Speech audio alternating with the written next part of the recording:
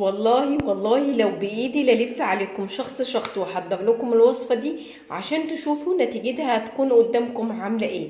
انا مش مصدقه ان في حد لغايه دلوقتي لسه بيلف على الدكاتره، لسه بياخد ادويه وهي المكونين دول باقل من جنيه واحد، وفيهم مستخلص كل الادويه اللي انتوا بتلفوا عليها وتشتروها بمئات الجنيهات. تعالوا النهارده اقول لكم على وصفه فعلا ترجعكم لحياتكم تاني، وانسوا الكسل وانسوا الخمول وانسوا عدم القدره على الوقفه والحركه بعد الوصفه دي. بس اتمنى طبعا لو الفيديو بتاعي عجبكم ما تبخلوش علينا بلايكاتكم الحلوه، كمان يشرفني ويسعدني انكم تشتركوا معايا في قناتي. وصفة النهاردة بسيطة، وصفة النهاردة مش محتاجة غير مكونين بس، واوعدكم ان انا لغاية نهاية الوصفة مش هنستخدم غير المكونين دول وبس. اهم حاجة ان احنا نسمع الوصفة صح ونشوف الطريقة، لان طريقة تحضير الوصفة دي مختلفة عن اي وصفة انتوا شفتوها قبل كده. وده لان اصلا مكونات الوصفة لازم نكون عارفينها وعارفين شكلها وكمان ايه هي واسمها ايه، لان مش بس ناس في مصر بتتابعني، في ناس كتير قوي بتتابعني من دول عربية. وكمان هنحضرها ازاي. كتير قوي بيعرف الوصفة دي بس بيستخدمها غلط او بيحضرها غلط، وبكده بيفقد حوالي 70% من فايدتها، فما يحسش ابدا بقيمة فايدة الوصفة دي. عشان كده دايما اقول لكم ما تدخلوش الفيديو وتشوفوا المكونات ايه وتطلعوا من غير ما تشوفوا طريقة التحضير، لان طريقة التحضير عليها عامل كبير بأزيد من 100% من نجاح الوصفة. عشان كده ناس كتير قوي تقول وصفة نجحت معايا ووصفة هايلة، وناس تقول ما نجحتش معايا. عدم نجاح الوصفة هو عدم تحضير الوصفة صح.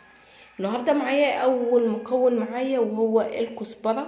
الكزبرة دي لازم تكون فريش، يعني انا بتعامل مع عطار يكون امين وبيجيبها لي فريش الله يبارك له. يعني ايه فريش؟ يعني طازة مش مخزونة لسنين طويلة او شهور طويلة، لسه طازة. تاني حاجة معايا وهو اللي انا هستخدمه هو الكركديه، او في دول بتقول عليه العناب.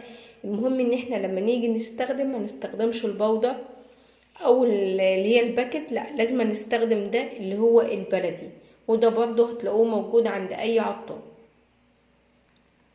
وعلشان نحضر الوصفة بتاعتنا هحتاج بقى لكوباية كده تكون حوالي 250 ملي، وهنزل فيها بالمكونات بتاعتي بالطريقة دي كده. تمام كده. انا هنا مستخدمة ايه؟ انا هنا مستخدمة معلقة كبيرة من الكزبرة وعليها كمان معلقة كبيرة من الكركديه. بس اهم حاجة بقى في الوصفة بتاعتي ان انا مش هستخدم اي سكريات تماما. طب ينفع نستخدم سكر دايت؟ لا. ينفع نستخدم ان احنا نستخدم كمان عسل نحل؟ لا ما ينفعش. احنا بنعملها بدون اي سكريات تماما. طيب لو طفل هقول لكم هتعملوا ايه. لا يعني لو حد مثلا بيسمعني وحابب يحضر الوصفة دي لطفل اقل من 12 سنة ما يقدرش ان هو ياخد حاجة بدون سكريات، هقول لكم تعملوا معاها ايه. بصوا بقى في الخطوة اللي جاية دي مية انا غليتها في الكاتل زي ما انتوا شايفين بالطريقة دي، وبعد كده انا هسيبها لغاية ما تدفى، يعني تكون درجة حرارتها اقل من 60 درجة مئوية. تمام كده. وبعدين بنزل بالوصفة. يبقى الوصفة دي عشان نضمن نجاحها ما ينفعش ابدا ان احنا نضيف عليها مية مغلية. ومجرد ما بنزل عليها بالمية السخنة بالطريقة دي كده انا لازما اغطيها بالغطا، لازما يكون جاهز معايا. بغطي الوصفة دي بالغطا ده، والمفروض الوصفة دي نحضرها من بالليل لتاني يوم الصبح. يعني احنا بناخد منقوع الكزبرة ومنقوع الكركديه، مش بناخد مغلي. لا انا بنقعها كده، يعني انا دلوقتي بحضرها معاكم من بالليل عشان هاخدها على ريق الصبح وبتكون باردة تماما. عاوزة اقولك ان هي يعني بتدوب الدهون كده، بتسيحها تدويب كل دهون الجسم. الوصفة دي الوصفة الوحيدة اللي بتشتغل على كل دهون الجسم، بالاضافة ان كمان الكزبرة بتقضي يعني بتنزل كمية كبيرة جدا من السوائل الزايدة الموجودة في الجسم. يعني احنا بالوصفة دي بننزل دهون وبننزل سوائل كمان.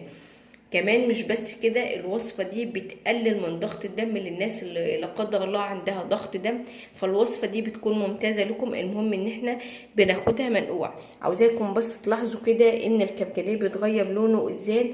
يعني انا كده باخد اكبر فايدة من الكركديه والكزبرة لما بسيبها منقوعة كده من بالليل لتاني يوم الصبح. لازم تكون منقوعة 12 ساعة على الاقل عشان نعرف فعلا ناخد النتيجة المضمونة والوصفة الصح.